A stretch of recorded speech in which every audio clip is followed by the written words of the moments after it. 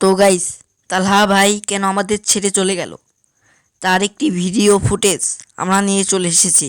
তো সেটি দেখার জন্য আমিও আগ্রহীত, তোমরাও হয়তো আগ্রহীত। তো চলো দেরি না করে আমরা সেই ভিডিওতে চলে যাই।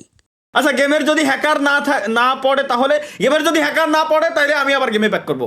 এবং গেমে আমি ভাই দুটা রিজন দিছি। নাম্বার ওয়ান, আমি তো একটু আগে স্ট্রিমে থেকে জাস্ট বিদ্যুৎ চলে গেলে ওই জন্য কেটে দিলাম, এছাড়া আর কিছু না। গেমে যদি হ্যাকার না পড়ে তাহলে তো আমি আসতেছি। হ্যাকার ভাই এই 2 দিন পর গেরি না তো বলতেছে যে হ্যাকার ব্যান করে দিচ্ছি, হ্যাকার ব্যান, হ্যাকার এত লাখ হ্যাকার ব্যান, এত লাখ হ্যাকার ব্যান। ভাই হ্যাকার ব্যান করে কি লাভ? একটা আইডি ব্যান করতে গেরি না 1 মাস সময় নাই, ওই 1 মাসের ভিতরে 1000 আইডি একটা হ্যাকার খুলে ফেলতে পারে। তাহলে হ্যাকার ব্যান করে কি লাভ? গেমেই ঢুকতে পারবে না। মেন লাগবে হ্যাকার তুই গেমই খেলতে পারবি না, এটাই লাগবে হচ্ছে মেন। আগে হচ্ছে সর্বপ্রথম দরকার এটা যে হ্যাকার গেমই খেলতে পারবে না, গেমের ভিতরে ঢুকলেই ওর আইডি ইনস্ট্যান্ট ব্যান করে দিয়ে বের করে দেবে ওরে।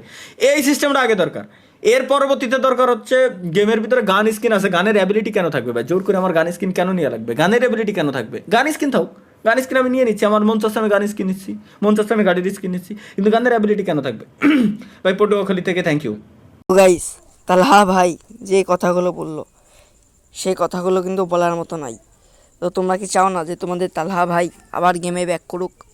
তোমরা আবার সেই তালহা ভাইকে আবার ফেরত পাও, যে তালহা ভাই কিনা ছোট্ট একটি নিবেদন দিয়ে আমাদের মন জয় করে নিত। সেই তালহা ভাই যে ইস্ট কাব্যর সাথে কালেকশন ভার্সেস করে আমাদেরকে অনেক আনন্দ দিত। তো আমিও চাই যে তালহা ভাই আবার গেমে ব্যাক করুক। তো তোমরা অবশ্যই চাইছো যে তালহা ভাই আবার গেমে ব্যাক করুক। তো তোমরা যদি অবশ্যই এটি চাও তো তোমরা নতুন নতুন আরও ভিডিও বানাও, যেগুলো দেখে গেরিনা বুঝতে পারুক যেন তালহা ভাইকে সব ইউটিউবার কিংবা তার ফ্যান্সদের প্রয়োজন।